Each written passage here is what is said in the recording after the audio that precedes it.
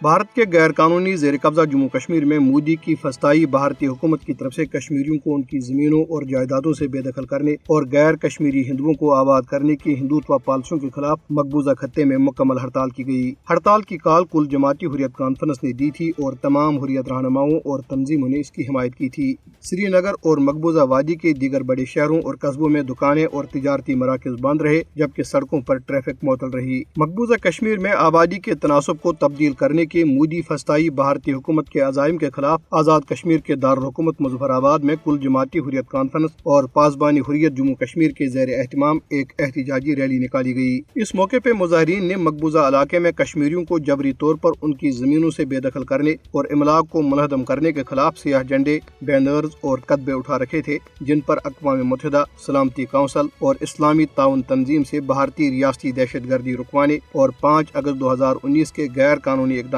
کو کالعدم قرار دینے کے مطالبہ درج تھے۔ مظاہرین نے بھارتی غاصبوں جموں کشمیر چھوڑ دو، جموں کشمیر ہمارا ہے اور بھارتی قبضہ نامنظور جیسے زبردست بھارت مخالف نعرے بلند کیے۔ اس موقع پہ مقررین نے کہا کہ بھارتی حکومت جموں کشمیر پر غیر قانونی قبضے کو طول دینے کے لیے بلڈوزرز کو کشمیری شہریوں کے خلاف جنگی ہتھیار کے طور پر استعمال کر رہی ہے۔ ان کا کہنا تھا کہ بھارت ایک غاصب اور قابض ملک ہے اور کشمیری شہریوں کی جائیدادوں کی مسماری اور ضبط کرنا بدترین ریاستی دہشت گردی ہے۔ مقررین نے کہا کہ عالمی برادری خطے میں امن و استحکام کے قیام کے لیے 5 اگست 2019 کے بھارتی اقدامات کو کالعدم قرار دے اور جموں کشمیر اور اس کے عوام کی زمینوں اور بھارتی حکومت کے غیر قانونی قبضے کو رکوانے کے لیے فوری اقدامات کرے۔ مقبوضہ کشمیر میں کشمیری مسلمانوں کو اپنے ہی وطن میں بے دخل کرنے کی پالیسی کے خلاف کل جماعتی حریت کانفرنس آزاد جموں کشمیر کے زیر اہتمام پاکستان کے دارالحکومت اسلام آباد میں ایک احتجاجی مظاہرہ کیا گیا۔ احتجاجی مظاہرے کی قیادت کل جماعتی حریت کانفرنس کے کنوینر محمود احمد ساگر نے کی۔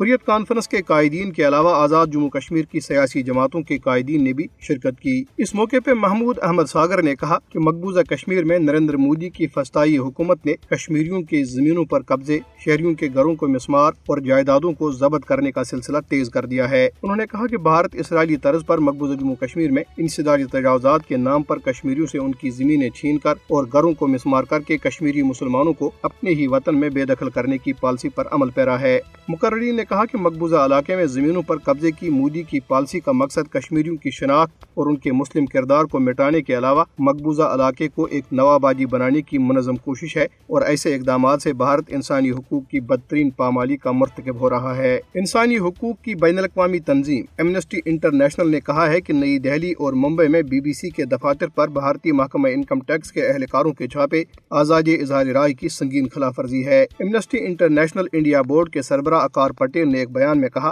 کہ محکمہ ٹیکس کے چھاپے، جنہیں سروے کے طور پر پیش کیا جا رہا ہے، BBC کی طرف سے ایک ڈاکومنٹری جاری کیے جانے کے بعد 1 ماہ سے بھی کم مدت میں مارے گئے ہیں، جس میں بھارتی وزیراعظم نریندر مودی پر کڑی تنقید کی گئی تھی۔ انہوں نے کہا کہ یہ چھاپے اظہار رائے کی آزادی کی کھلم کھلا خلاف ورزی ہیں۔ انہوں نے مزید کہا کہ بھارتی حکام واضح طور پر BBC کو حکمران بھارتیہ جنتا پارٹی سے متعلق تنقیدی خبروں کی کوریج کرنے پر ہراساں کرنے اور ڈرانے کی کوشش کر رہے ہیں۔ انہوں نے مزید کہا کہ اختلاف رائے کو خاموش کرانے کے لیے محکمہ انکم ٹیکس کو بار بار ایک ہتھیار کے طور پر استعمال کیا جا رہا ہے۔